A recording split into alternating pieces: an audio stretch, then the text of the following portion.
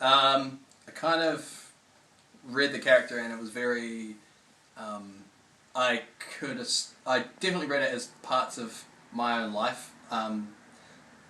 You can't work in a sort of retail-based job and sort of keep your sanity, I suppose, and worked in enough jobs doing customer service, hospitality, everything like that, where you have that customers always come first at your own expense, to know that eventually you'll crack. And I read Jed as a character who cracked a long time ago, probably before I even started, and I know myself, I've been there. To a degree I probably am there now. So yeah, I just read it and it was like reading myself on a page.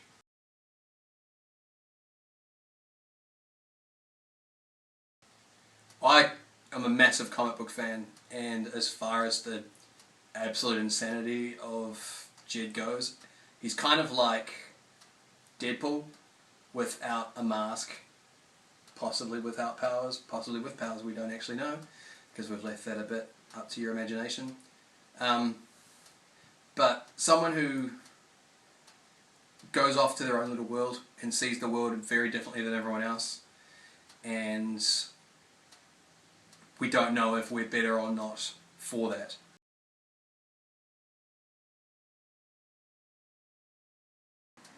Improvising my lines. I went into this with having discussed with Paul, saying that I wanted to sort of give the sort of performance so that everything was real, so everything was off the cuff, and I looked at the lines and said, yep, that's cool, I'll just do the basis of that, and that way all the reactions that we got as well were real. So when I would say something that sounded so outlandish, like the lines about the reasons that a certain character is off work sick, the absolute shock and sort of, what's the word I'm looking for, disbelief that the other characters gave was... Kathy. Come in! Hi, I just got a text message from Lisa. Her sim just walked in on her husband sleeping with her daughter. They're going to go on an episode of Jerry Similar, so she won't be in today. But the rest of the message is similar, so I can't tell what she's saying. Hi there. Lisa just texted and said that she's accidentally built a floor of this in her house for the Sims, and there's no stairs and the Sims trapped upstairs. So she has to spend the rest of the day redecorating the house, so she won't be in. And there's a whole bunch of other stuff here as well, but it's in Simlish.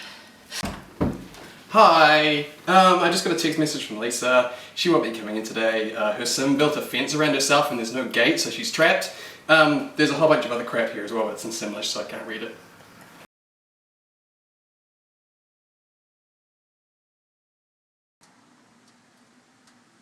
Anywhere and everywhere, because it's kind of where he goes. He's his own person, Jed. When he's not in the store, he could be anywhere, and we are definitely going to be exploring that later on. But at the same time, when he's in the store, he's the little cog in the machine that fixes everything and keeps everything running, but nobody's aware of it. And the people who are aware of it just sort of let him go very quietly about his business. And occasionally he's going to show up and he's going to do something and it's going to fix everything. And whether or not everyone's aware of it is a whole different story.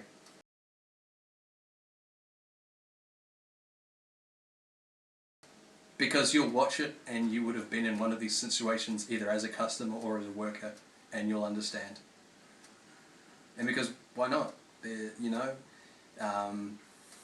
There's so much that we can do with this series, and there's so many stories we've got to tell, that I think you'll be surprised where we're going to go with this.